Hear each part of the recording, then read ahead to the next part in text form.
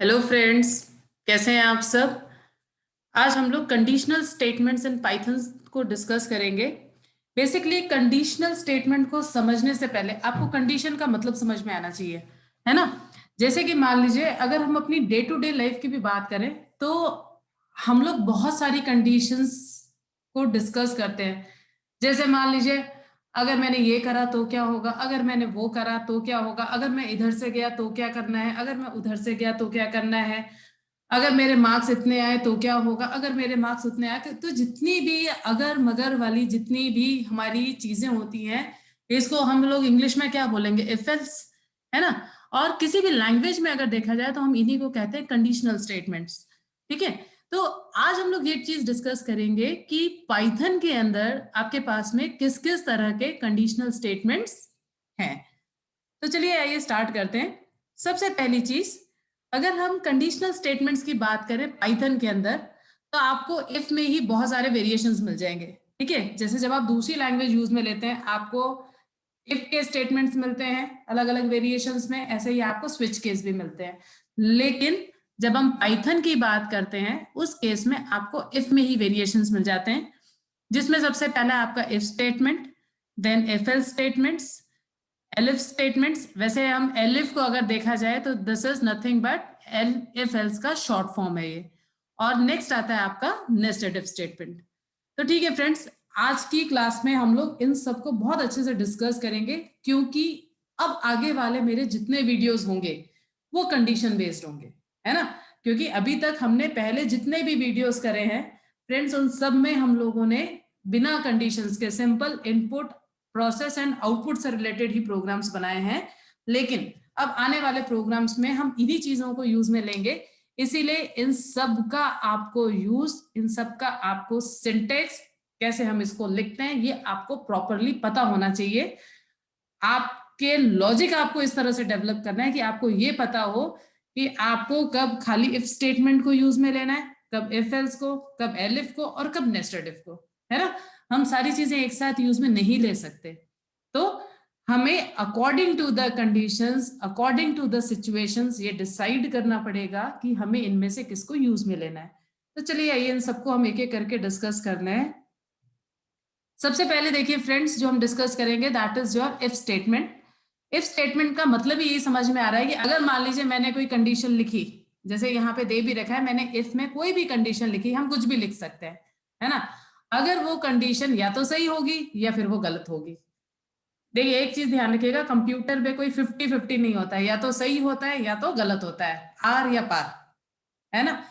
तो जब हम इफ कंडीशन की बात करते हैं तो या तो ये कंडीशन ट्रू होगी और या फिर ये कंडीशन फॉल्स होगी। तो हमने यहाँ पे क्या दे रखा है, हमने यहाँ पे इफ के बाद में हमने लिखी है कंडीशन। अब आप इसको बहुत ढंग से समझिएगा। सबसे पहली चीज फ्रेंड्स, पाइथन आपकी केस सेंसिटिव लैंग्वेज है। केस सेंसिटिव का मतलब है अपर केस और लोअर केस को आपको बहुत ध्यान से देखना पड़ेगा। यानी कि जब हमने इफ लिखा है स्मॉल लेटर्स में लिखा है, आप इसको कैपिटल में नहीं लिख सकते, ये रिजर्व वर्ड है, लैंग्वेज ने रिजर्व कर रखा है इसको अपने पर्पस के लिए।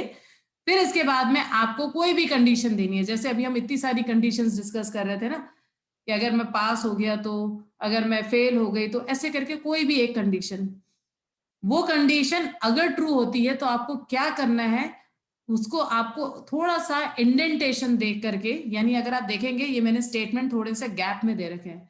देखिए फ्रेंड्स, पाइथन की जब हम बात करते हैं, it is very flexible language, बहुत इजी है। पाइथन में सिर्फ जो आपको मेन चेकिंग या जो मेन चीज का जो आपको ध्यान रखना है वो ये है कि आपको इंडेंटेशन प्रॉपर देना है। यानी ये जो गैप आ रहा है, ये गैप फ्रेंड्स आप लोगों का प्रॉपर आना चाहिए, है ना। अगर ये गैप आप लोगों का प्रॉपर नहीं होगा तो उस केस में आपको पाइथन एरर दे देगा। ठीक है। तो इसीलिए मैंने ये लिखा है, और आपको जितना भी ट्रू का पार्ट लिखना है वो सारा का सारा आपका, देखिए फ्रेंड्स, आपको यहाँ पे इंडेंटेशन दे करके ही लिखना है। यानी ये तीनों की तीनों लाइनें इस इफ का ब्लॉक माना जाएगा। यानी अगर ये कंडीशन ट्रू होगी तो हमें क्या क्या करना है वो हम यहाँ पे लिखेंगे। जैसे मान लीजिए मैंने ऐसा लिखा होता, if marks is greater than 33, तो फिर हमने प्रिंट करा दिया कि वो जो बच्चा है वो पास है, उसको हमने वेलकम करा दिया, उसको हमने एलिजिबल लिख दिया। हमें जो करना है वो हम यहाँ पे ब्लॉक में लिख सकते हैं, है ना। तो ये था हमारा सबसे पहले इफ स्टेटमेंट। फिर अगला आता है हमारा इफ के साथ में एल्स स्टेटमेंट। देखिए फ्रेंड्स, अभी हम लोगों ने जो पहला क्वेश्चन करा उसमें हमने खाली ये बताया कि अगर कंडीशन ट्रू होगी तो हमें क्या करना है। हो सकता है वो कंडीशन फॉल्स भी हो, है ना, ये तो कोई भी चीज हो सकती है। तो अब हमने क्या करा है कि अगर वो कंडीशन फॉल्स है और हमें फॉल्स पार्ट को भी हैंडल करना है, तो उस पर्टिकुलर केस में हमने इफ और एल्स दोनों लिख दिए। अब देखिए फ्रेंड्स, इसको भी आप ढंग से समझिए। इफ के बाद में हमने कंडीशन लगाई, जो भी कंडीशन थी हमने कंडीशन लिख दी, और फिर हमने प्रिंट करा दिया कि अगर ये कंडीशन ट्रू होती है तो हमें इसके ट्रू पार्ट में क्या करना है, दैट इज ट्रू ब्लॉक में हमें क्या लिखना है। ऐसे ही अगर ये कंडीशन ट्रू नहीं हुई तो सीधा कंट्रोल जंप करके यहाँ पे आ जाएगा, यानी एल्स पार्ट में। और एल्स पार्ट में हम ये बताएंगे कि अगर ये कंडीशन फॉल्स थी तो हमें क्या करना है, क्योंकि हो सकता है कंडीशन सही हो और या फिर फॉल्स हो। इस केस में अगर देखा जाए हमने इसके दोनों पार्ट्स को ही हैंडल कर लिया फ्रेंड्स, कि अगर कंडीशन ट्रू है तो क्या करना है, और वही अगर कंडीशन फॉल्स है तो हमें क्या करना है ना। इसके बाद में नेक्स्ट आता है आप लोगों का फ्रेंड्स एलिफ स्टेटमेंट। एलिफ में आप इसको ऐसे समझिए कि अगर आपको ऐसा कुछ बता दिया जाए कि अगर आपके मार्क्स 90 से ऊपर आए हैं तो आपको इस फील्ड में जाना है, 80 से ऊपर आए तो इस फील्ड में जाना है, 70 से ऊपर आए तो इस फील्ड में जाना है, 60 से ऊपर आए तो इस फील्ड में जाना है, 50 से ऊपर आए तो इस फील्ड में जाना है। तो क्या हुआ कि हमारी बहुत सारी कंडीशंस आ गई फ्रेंड्स यहाँ पे, है ना। तो जब हमारे पास में इतनी सारी मल्टीपल कंडीशंस होती हैं, या जब हम इस तरह से चॉइसेस दे रहे होते हैं ना, या तो ये नहीं तो ये नहीं तो ये नहीं तो ये नहीं तो ये नहीं तो ये, ऐसे करके जब भी हमें कोई कंडीशन बनानी होती है हम उसको एलिफ लेडर्स में लिखते हैं। एलिफ लेडर का अब आप तरीका देखिए फ्रेंड्स, सबसे पहली चीज ये सारी एक लाइन में है, ठीक है। यानी इफ आपने कोई कंडीशन दी, पहली कंडीशन दी, कोलन लगाया, अगर ट्रू है तो ये इसका ट्रू ब्लॉक है, अगर ये कंडीशन फॉल्स है तो एल इफ, एल इफ का मतलब है एल्स इफ। यहाँ पे पाइथन ने आपको यहाँ पे शॉर्ट फॉर्म दे रखा है कि आप एल्स इफ को एलिफ के फॉर्म में लिख सकते हैं। तो हम क्या बता रहे हैं, एलिफ हमने दूसरी कंडीशन दे दी, अगर ये सही नहीं है तो ही कंट्रोल इसको चेक करेगा, तो फिर हम लोगों ने ये वाला पार्ट एग्जीक्यूट करवाया। अगर ये कंडीशन सही नहीं है तो ही कंट्रोल तीसरे वाले एलिफ को आकर के चेक करेगा, तीसरी कंडीशन को चेक करेगा, जो भी आपने यहाँ पे कंडीशन लिख रखी होगी।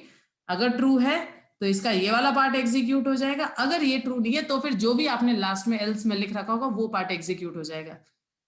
फ्रेंड्स, इसमें सबसे अच्छी बात या इंपॉर्टेंट चीज जो आपको ध्यान रखनी है कि हम एलिफ स्टेटमेंट जब भी हमारी कंडीशन सारी सिमिलर होती हैं, जैसे मान लीजिए अभी मैंने मार्क्स की बात करी थी ना, मार्क्स से रिलेटेड इंफॉर्मेशन कंडीशंस थी जिसमें हम लोगों ने अलग अलग रेंजेस दे दी कि या तो ये नहीं तो ये नहीं तो ये नहीं तो ये नहीं तो ये।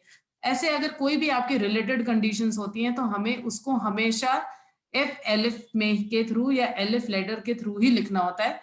इसका क्या बेनिफिट है हम इसको आगे जब ये वाले क्वेश्चंस डिस्कस करेंगे तो हम जरूर डिस्कस करेंगे, लेकिन आप हमेशा इस चीज को थोड़ा सा माइंड में रखिएगा, ठीक है। चलिए नेक्स्ट जो है हमारा that is nested if statement. देखिए फ्रेंड, नेस्टेड इफ में क्या होता है, कई बार आपको इफ के अंदर इफ को चेक करना पड़ जाता है ना। इफ के अंदर इफ का मतलब ये हो गया, जैसे मान लीजिए मैं आपको एक एग्जांपल देती हूँ कि अगर मान लीजिए आप 12th के मार्क्स चेक कर रहे थे, ठीक है, आपने 12th क्लास के मार्क्स चेक करे कि पहली बात तो ये मेरे को किसी कॉलेज की एलिजिबिलिटी के लिए देखना है। अब उसमें दो कंडीशन है, पहली बात तो आप या तो 12th में पास होंगे या फेल होंगे। अब यहाँ पे मैंने आउटर में लिख दिया कि अगर तो आप 12th में पास हुए हैं तो ही फिर आप चेक करें कि आपके पीसीएम में क्या मार्क्स आए, या आपके दूसरे अदर सब्जेक्ट्स हैं तो उनमें क्या मार्क्स आए, ठीक है। अगर वो आपके प्रॉपर मार्क्स आते हैं तो आपको क्या करना है, नहीं आते हैं तो आपको क्या करना है। और अगर ये आउटर कंडीशन ही फॉल्स हो गई, क्योंकि यहाँ पे देखा जाए तो हमने क्या करा, हमने आउटर और इनर दो कंडीशंस लिख दी। अगर हमारी आउटर कंडीशन ही फॉल्स है हम डायरेक्टली जंप करके यहाँ पे इसके एल्स में आ जाएंगे। अब आपको यहाँ पे जो मेन चीज समझनी है वो इनके इंडेंटेशन समझने हैं। आउटर इफ और आउटर एल्स अगर आप देखेंगे तो ये एक ही इंडेंटेशन में आ रहे हैं। सिमिलरली इनर इफ और इनर एल्स एक ही इंडेंटेशन में आ रहा है, और जो भी इनके सब पार्ट्स हैं या इसका जो भी ट्रू ब्लॉक था वो अगेन आफ्टर इंडेंटेशन आ रहा है। ऐसे ही इसका जो एल्स पार्ट था वो भी आफ्टर इंडेंटेशन ही आ रहा है, ठीक है। आई होप आपको ये वीडियो समझ में आया होगा, और इस वीडियो की आपको बहुत बार जरूरत पड़ेगी। अभी हम आगे आने वाली सीरीज में फ्रेंड्स जितने भी क्वेश्चन आंसर्स करेंगे based on if else conditions, उस पर्टिकुलर जगह पे आपको बार बार इसकी जरूरत पड़ने वाली है। तो ठीक है फ्रेंड्स, इस वीडियो को आप कई बार देख लीजिएगा, और ताकि, और इसको थोड़ा अपने दिमाग में रखिएगा, ताकि हम आने वाले जितने भी क्वेश्चंस करेंगे आपको वहां पे प्रॉब्लम नहीं आए, है ना। आई होप आपको ये मेरा वीडियो समझ में आया होगा, पसंद आया होगा। Okay friends, till the next time, I will see you later. Good day.